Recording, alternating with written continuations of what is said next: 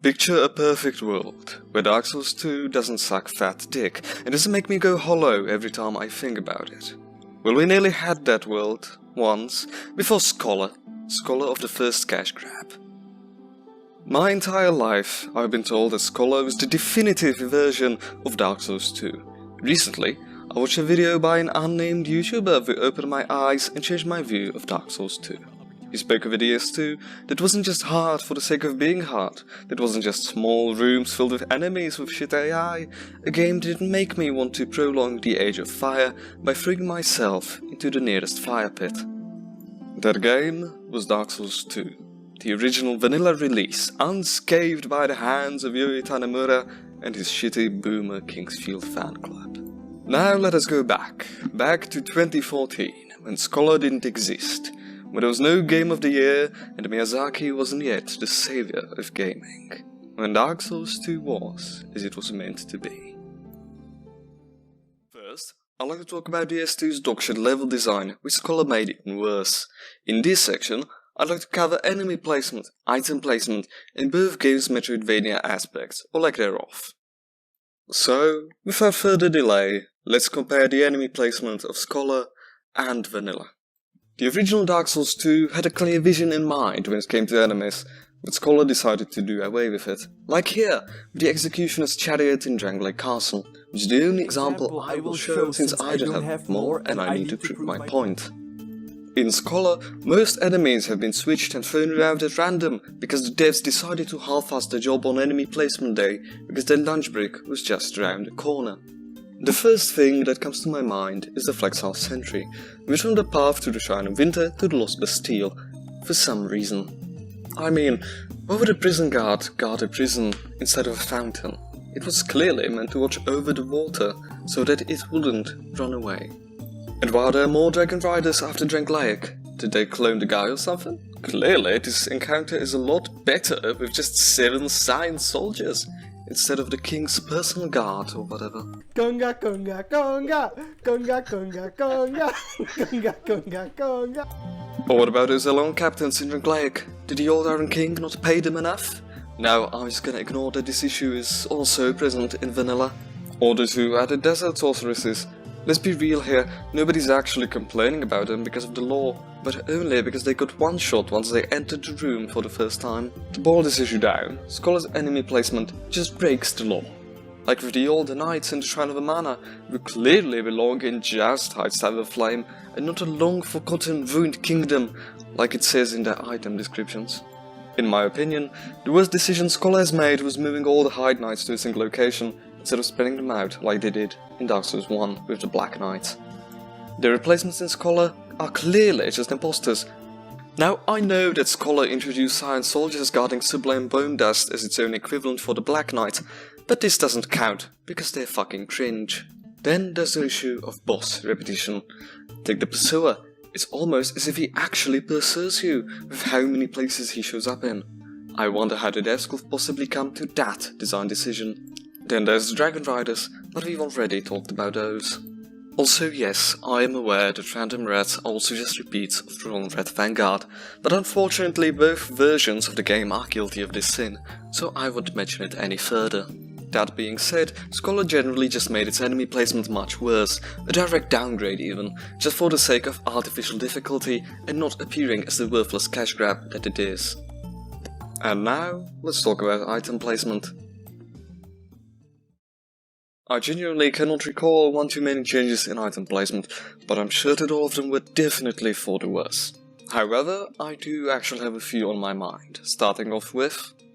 Not nearly as dull as the game itself, the dull Ember was moved away from the Iron Keep in the middle of the game to nearly the game's beginning, the Lost Bastille, thus giving you access to stronger and more interesting builds early on. Now this was a bad, nonsense decision, because the dull Ember is obviously meant to be related to fire. I mean, it's in the name. There's no fire in the Bastille Tower, is there?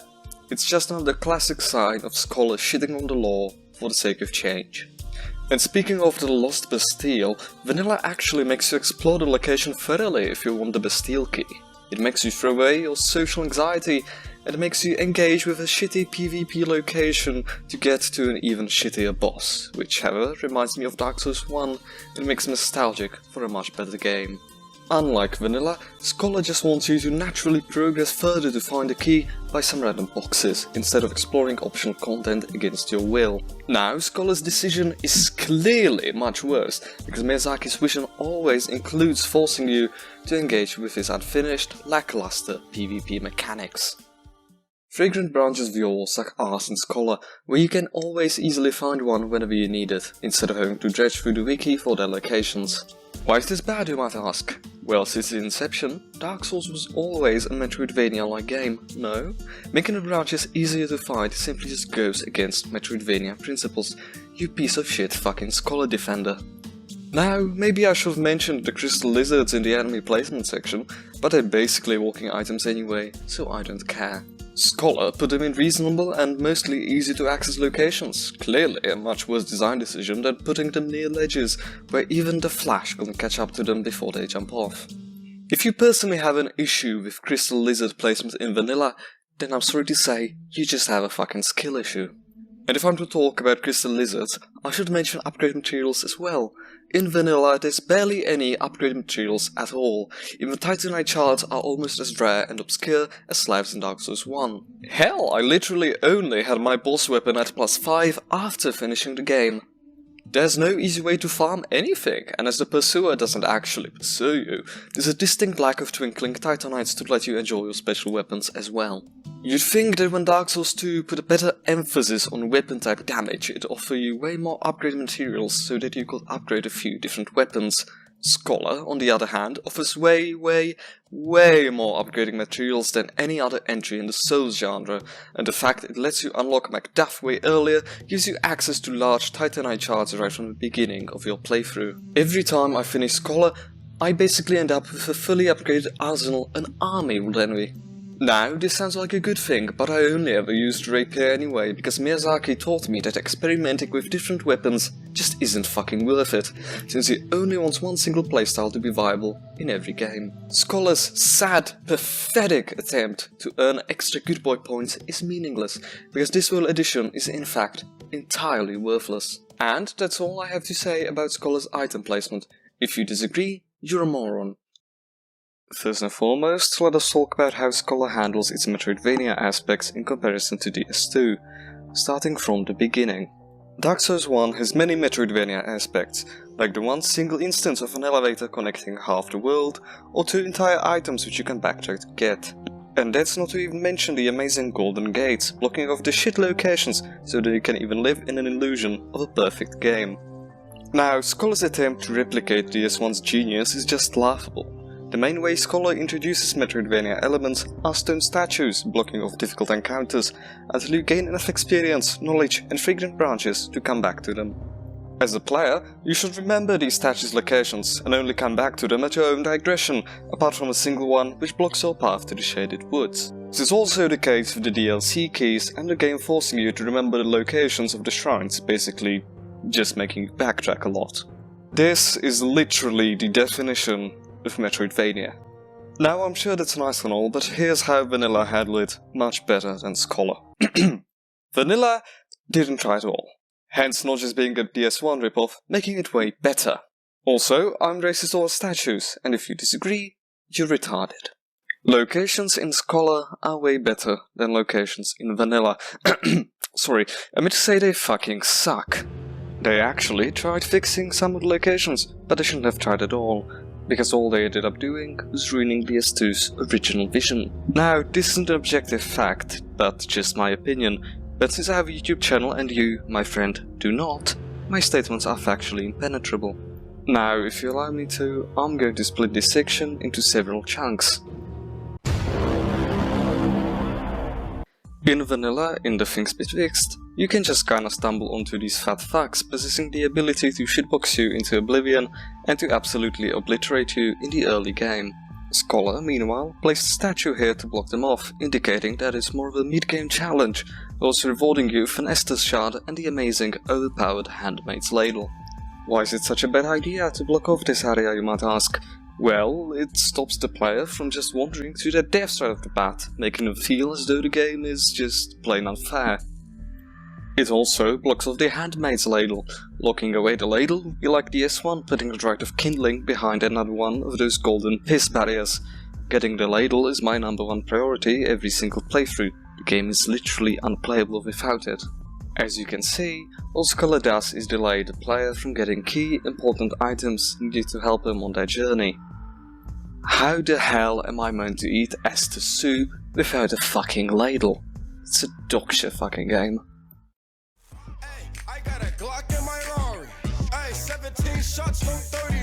Another location that sadly comes to my mind is Heide's Tower of Flame. Heide's Tower, as we know it, has two bosses, the Dragon Rider and Not Ornstein. After besting the Dragon Rider, which is a rather easy fight, the player might make an assumption that the other boss in the area will be easy as well. Big fucking mistake. If you're a new player or just a fucking noob, Ornstein will absolutely wreck you, just like he did back in Dark Souls 1. The game never even tries to tell you that, maybe, you shouldn't go after Ornstein right away, but should only return to him when you get much stronger. The other games usually do this by giving you an obstacle in the form of a formidable foe blocking your path, which is the game basically telling you, fuck off, you're not supposed to be in here yet.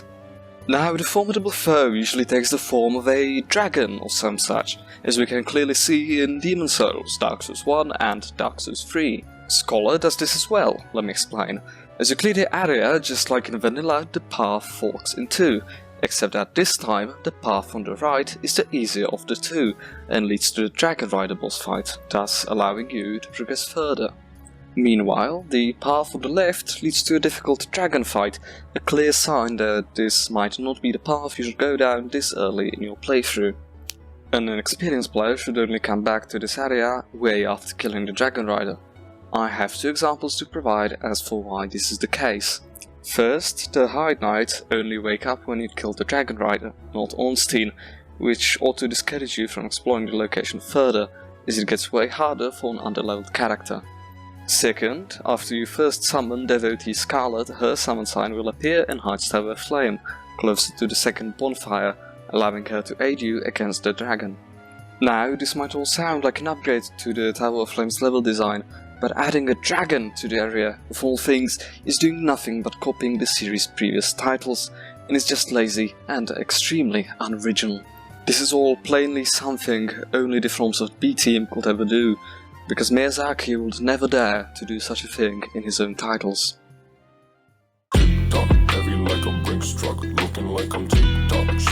This location is basically the same in both games, apart from one big change. A shortcut in the form of a collapsible bridge, drastically shortening the road to the area's boss if you have enough of a skill issue to die to him. Scholar also added a friendly torch hollow that follows you through the whole area, scaring away sex offenders in case you like a torch. Now, the addition of a time-saving shortcut might sound like a good challenge, but it actually compromises Vanilla's vision, which is a reference to Dark Souls 1, where, whenever you died, you always had to traverse the entire area again, from the start. Scholar's devs clearly thought themselves better than Miyazaki trying to improve upon his masterpiece level design.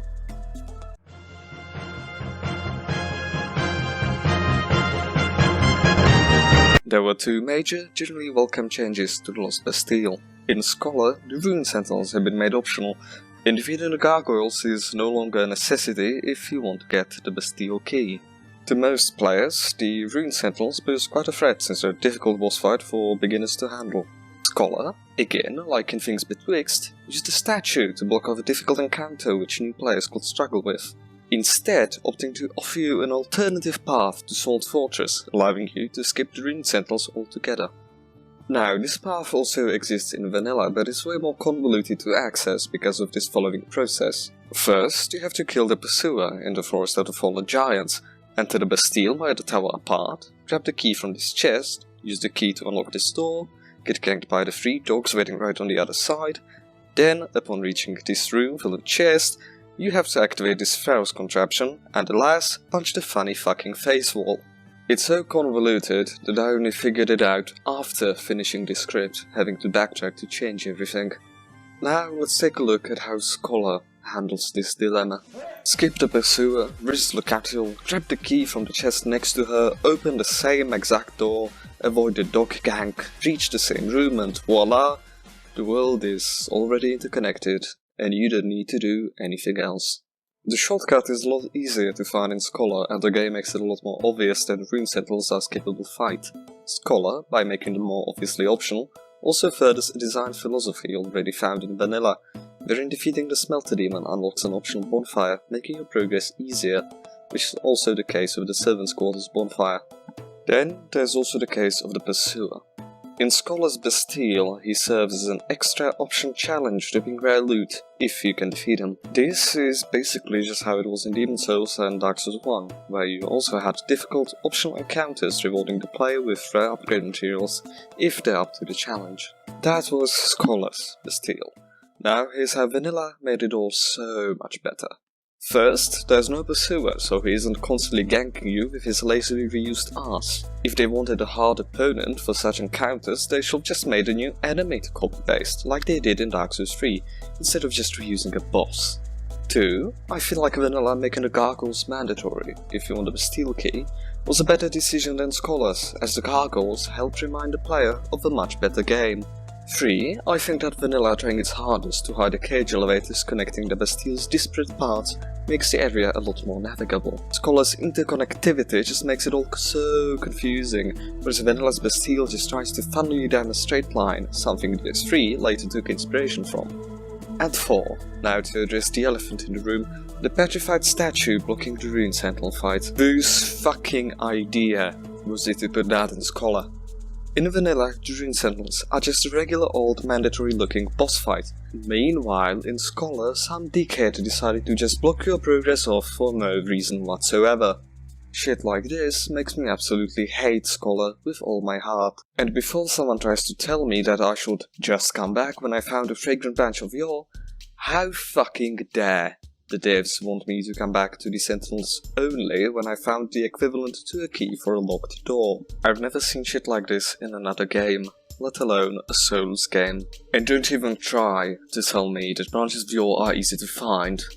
You're all just coping, unable to comprehend Scholar's inferiority to the original. Boo-hoo. Cry me a fucking river. All in all, Scholar bad, vanilla good. Don't think for yourself. Now let's move on.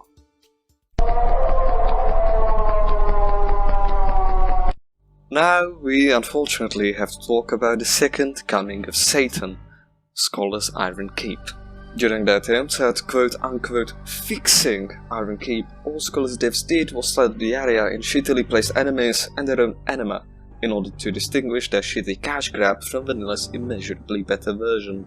Scholar's Iron Keep sucks. Every single enemy is placed specifically to make your day worse, to fuck you over, and to fuck you in the ass. Every single muppet that ever worked on this place will get a mandatory vasectomy just to make sure they don't spread their retardation and incompetence any further.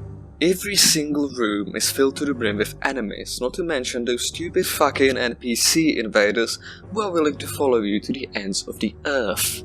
There are so many enemies that they actively fill the screen and stop you from doing anything as they constantly gank you. They don't even allow you to pull a fucking lever. My underleveled +0 broadsword just can't do shit against 40 overzealous weirdos. You can't run through the area anymore, and they must have buffed the Smelter Demon as well, because my weapons just don't do shit against him either. To get back to what we were actually supposed to be doing, here's the specifics of how Scholar fucked it all up. You start at the bridge, encounter a single long knight, dispatch him with ease and move on. In doing this, the game introduces a new enemy and lets you get used to its moveset. The reason Vanilla did it better is that Vanilla put 2 enemies on the bridge, because it's Dark Souls 2, not Dark Souls 1. Scholar's devs just don't understand Shibuya's vision. Then you approach the gate, and get your ass kicked by 2 annoying subsequent invaders. Now, I smoke too much simpleton spice, so my brain's too simple to comprehend the fact that I could always just kill these 2 fuckers, and that they wouldn't respawn if I did. So instead, I choose to just run through the area with an invader on my ass, making my experience exponentially worse. This is a Scholar-only problem, as Vanilla doesn't do jack shit. Upon entering the keep, you're slowly approached by several enemies coming at you one at a time. If they only come at you one by one, you can absolutely obliterate them without issue. Unfortunately, I have ADHD, and so physically cannot just individually dispatch them like a normal person. I have to run at them all at once, getting my ass raped. Meanwhile, in vanilla they didn't try their hands at their unique enemy behavior, and just put 3 enemies in a single room and called it a day. Now's the time for the infamous Open Bailey section of the Iron Keep. In Scholar, like before, the enemies only come at you one by one, and the archers generally don't try to snipe you from across the entire courtyard. The only one that'll actually do that can be simply avoided by hiding behind a pillar, unlike in vanilla, where you've an lawn captain on the Pharaoh's Lockstone ledge who could probably shoot you all the way in Medulla. Scholar actively wants you to use your brain, to hide from its lone archer, and to kill their lawn knights one at a time. Vanilla, meanwhile, just has you go out on a stroll, occasionally disturbed by a single lawn knight. As in vanilla, so in Scholar, here the player can choose to go for optional loot, to kill the Spelter Demon to unlock an optional bonfire, or to simply progress towards the Old Iron King. The path towards the optional loot is basically the same in both versions, and doesn't pose an issue in Scholar if you just hide behind a pillar every now and again. As for the path towards the Smelter Demon, in Scholar here we encounter our very first actual gank, which, mind you, is also completely avoidable, as the archer on the bridge is programmed to prioritize shooting you and as such won't chase you, unlike the second Alone Knight who you can just lead away from the bridge to safely dispose of. Vanilla, on the other hand, just throws a single katana knight at you, will just rush you while you're getting shot at, since the devs don't care to show an ounce of creativity. Something I personally like, since I'm a Fromsoft fan and hate creative level design. After beating him, you can safely cross the bridge, since there isn't an lawn captain sniping your ass from balcony. Since we're playing the beta version of Dark Souls 2, but are trying to convince you that this isn't the case. This section's objectively harder in Scholar just because of those 2 extra lawn knights, and I'm willing to make a 40-minute video essay just because of them. In vanilla, there's fuck all, just 2 captains and a perfectly constructed hole and ledge, which makes no actual sense to be there. To sum it up, in both versions, if you choose to just run through the area, it's perfectly doable, just a bit easier to do in vanilla. If you actually go through the area as intended, like a normal fucking person, Vanilla's Iron Keep starts off with gank after gank, only to then switch to being nothing but a series of empty rooms. This is, once more, a good thing, because my FromSoft fan brain forces me to consider walking through empty corridors as a sign of a true, perfect masterpiece, like Dark Souls 1.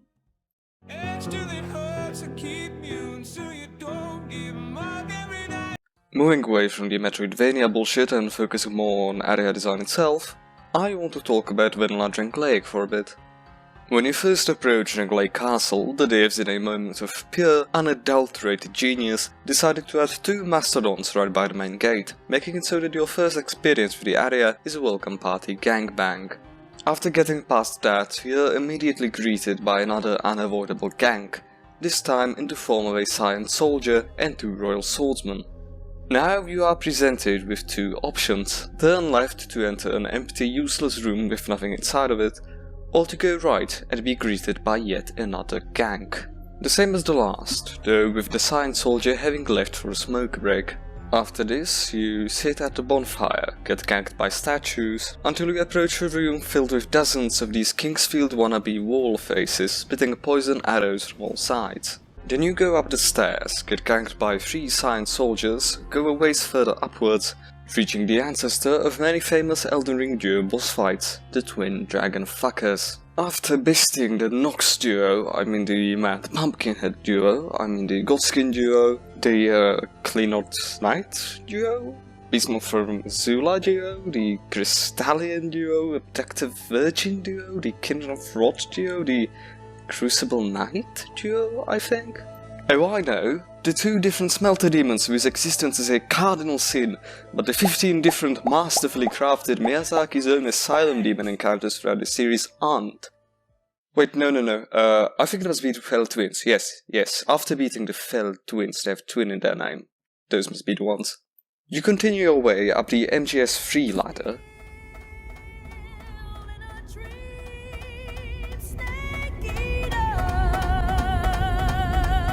only to get ganked yet again by an unavoidable stone soldier trio, which, if your footwork is messy, can turn into a sextuple clusterfuck.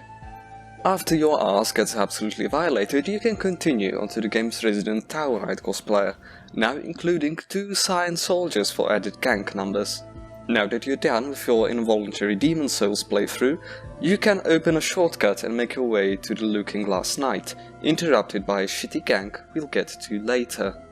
As arguably the most important location in the game, Vanilla's Drangleic doesn't leave much of a good impression. On the other hand, Scholar generally changed it for the better in a multitude of ways. They put the Mastorum Knights further away from the gate, foregoing the surprise welcome party. They added a new mechanic in the form of statues that unpetrify and become regular enemies, making the location more unique, while also reducing the amount of ganks. Remember the left-right choice from the beginning?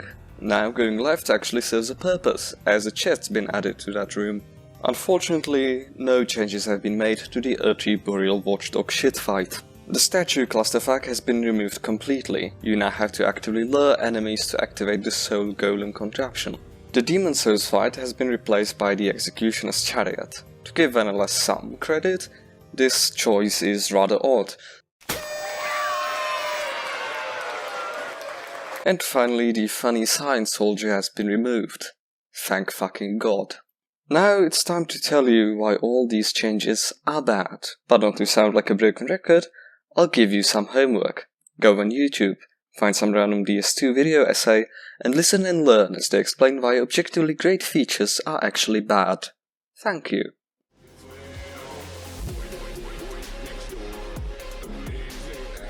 I could sit here a while longer and go on about other locations for 2 more hours, but instead I'm just going to name some of the biggest differences in Scholar to save on time. First of all, in the fogged area in the shaded woods, they actually made the trees work, instead of just making them do funny sounds. The Fromsoft memesters didn't decide to hide a single usable pyromancy catalyst behind a ladder, where you can easily miss it. In Saldora, the spiders are afraid of light now, so they no longer swarm you as easily, and it makes Freya a less of a bitch to fight.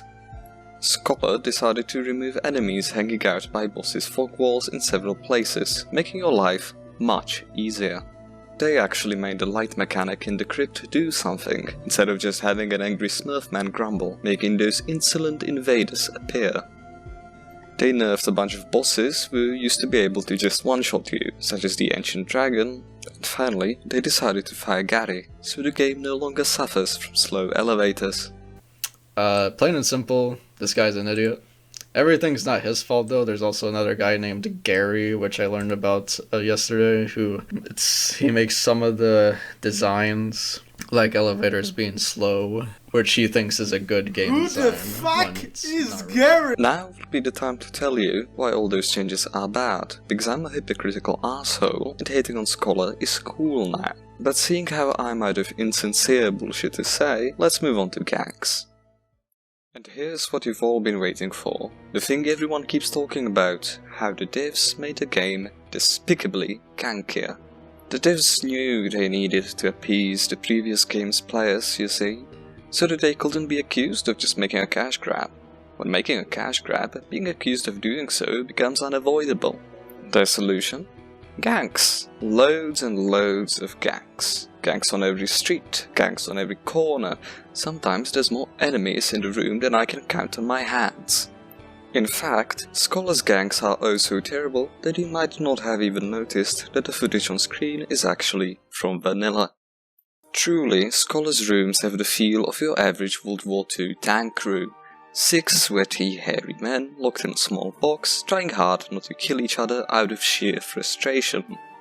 With all that being said, let's move on to the ganks themselves to see how they ruined Dark Souls 2. Scholar added thousands more ambushes, ganks and adds, all in order to increase the game's artificial difficulty, ignoring all the ambushes that were removed, or the adds just being vanilla enemies move different places, of course. Some of Scholar's ganks can also be entirely avoided by using the newly crafted environment to your advantage. For example, in the Lost Bastille, before the Rune Sentinel's boss fight, they added explosive barrels to the room with a dozen swordsmen. thus allowing you to just blow them up in order to not have to deal with their bullshit. This one specific barrel is completely absent in vanilla, simply turning the encounter into an absolute fucking chore. Shit game! We also have the infamous case of the 20 sleeping hollows beneath the big tree in the Forest of Fallen Giants. The biggest change here was Scholar getting rid of the Heide Knight and replacing him with a carefully crafted gank encounter, which can be avoided entirely by just stealthing. Or, you know, going around it by using the fucking ladder. In this way, Scholar teaches you to actually think about how you approach different situations, instead of acting like your average Souls YouTuber, running in, dying, and then making a 50-minute video complaining about the game's difficulty. As though your channel wasn't dedicated to playing a notoriously difficult series of games. And since we're here already anyway, let's talk about the way Scholar approaches the game's AI behavior. TLDR, Vanilla's enemy AI just fucking sucks. Most of the ganks you run into, you create by virtue of the game randomly deciding that it hates you, and aggroing 50 different enemies from throughout the level, directing them straight at you at once. They never quit chasing you. They'll probably even follow you out of the computer, straight to your front door, inside your home, to the shitter. Vanilla's enemies even aggro from such a range that Shrine of Mana is somehow 10 times worse compared to Scholar, despite it adding more enemies. The Shrine of Mana in Vanilla is the actual Vietnam War people mean when talking about Scholar.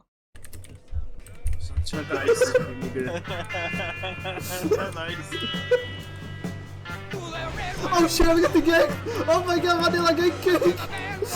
We're in the lab! We're in the lab! The next major difference I'd like to talk about is AI group behavior. Basically, in Scholar they made it so that no more than 3 enemies can attack you at a time. You can clearly see here how everyone in the back's waiting in a queue to fight me, while only those in the front actually attack me. This vastly reduces the difficulty of any and all ganks, because even if there are 20 enemies coming at you, you never have to face more than 3 at a time, compared to Vanilla, where if you give a single enemy the stink eye, 4 of his buddies come out of nowhere, turning it into a Mandingo party you did not know you were invited to. You sure what's going on in there? Nothing hey, at all. Is that a Mandingo party? No. Man, I want to get my Kunta Kinte on. Now, it might look like I'm being pointlessly harsh on Vanilla, but that's just definitely not the case. Trust me, I well and truly hate Scholar for fixing the game.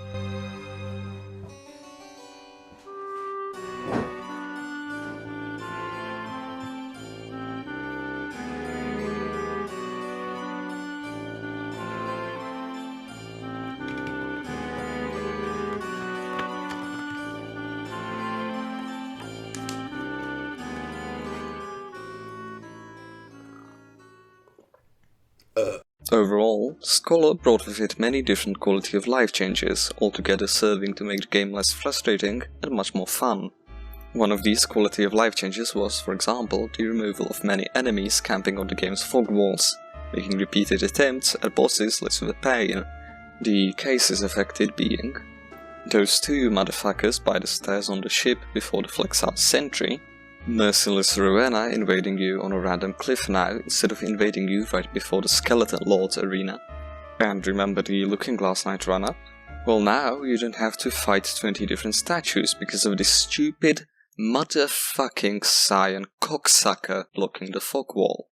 The devs absolutely obliterated him, sent him into oblivion, destroyed him.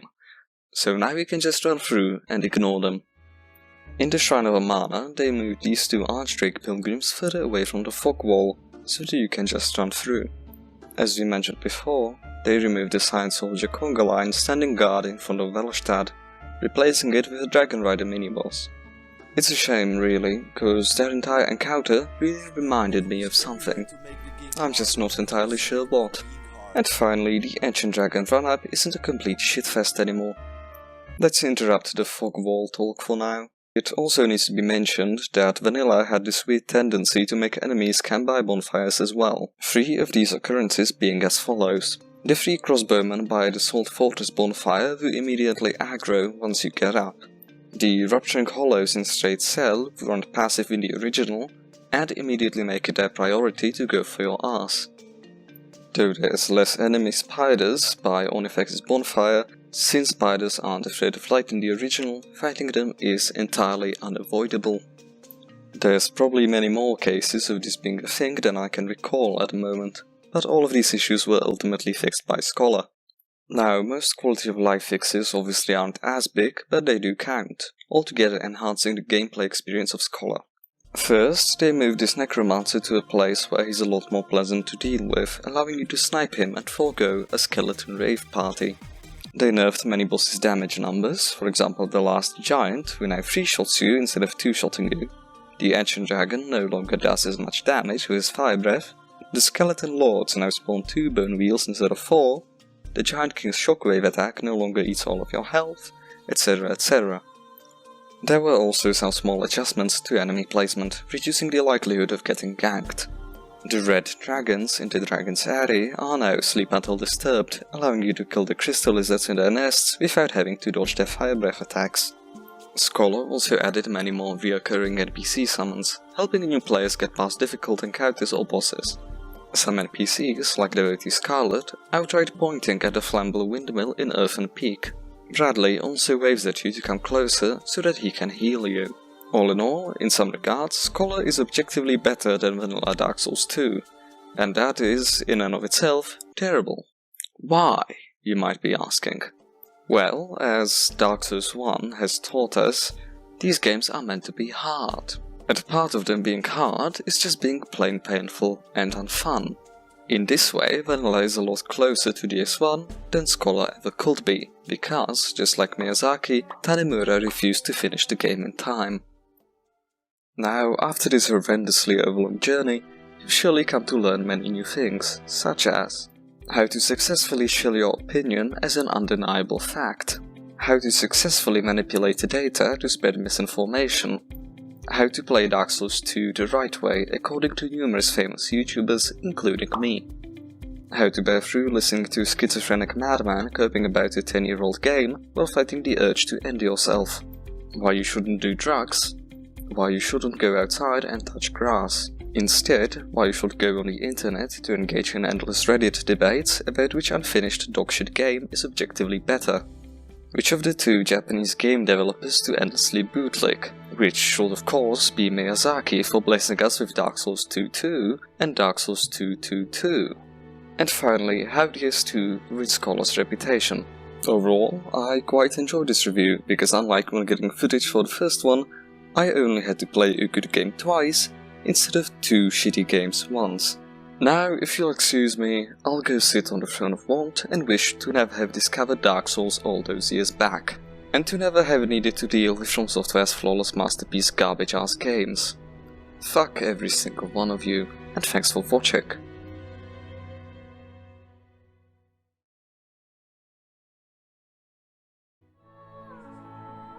Gary! It's him! It's Gary!